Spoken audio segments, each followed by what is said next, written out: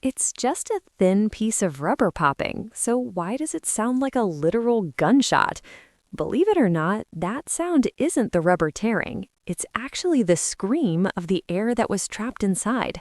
The air inside is tightly compressed, so the second it pops, that air rushes out faster than the speed of sound. This creates a massive shockwave as it slams into the surrounding particles, and that is the secret behind the Big Bang.